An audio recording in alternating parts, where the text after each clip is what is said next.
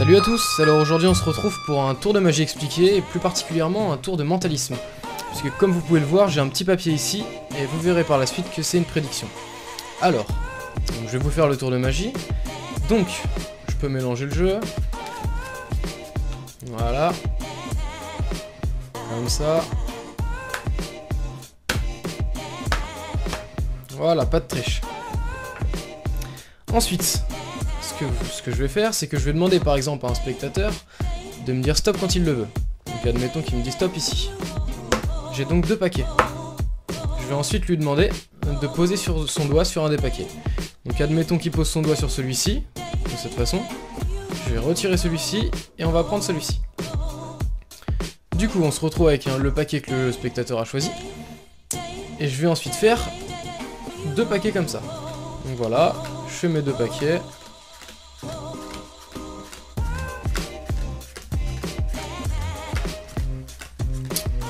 Voilà. Du coup on a 2 paquets qui sont formés par le hasard.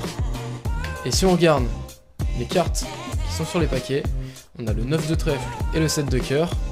Et si on regarde ma prédiction qui était juste ici, j'avais le 7 de cœur et le 9 de trèfle. On s'est mal dessiné mais c'est le 7 de cœur et le 9 de trèfle, je sais pas si vous voyez bien. Voilà. Alors donc comment j'ai fait ça? Donc encore une fois, c'est un tour de magie qui marche automatiquement. Il y a juste besoin d'une toute petite préparation, qui est celle-ci. Voilà, là je suis prêt. Donc, j'ai le 7 de cœur et le 9 de trèfle que je vais mettre en dessous du jeu. Ça peut être n'importe quelle autre carte, hein, bien sûr. Les 2 cartes que vous avez écrites sur votre prémonition, sur votre prédiction, excusez-moi, vous les mettez en dessous du jeu. Donc 9 de trèfle et 7 de cœur.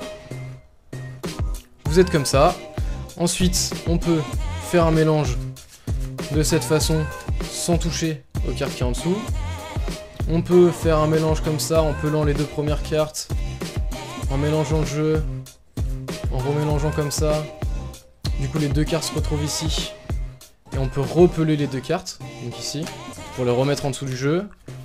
On peut faire des faux mélanges comme je vous ai montré, des choses comme ça, pour qu'il y ait plus de hasard dans le jeu.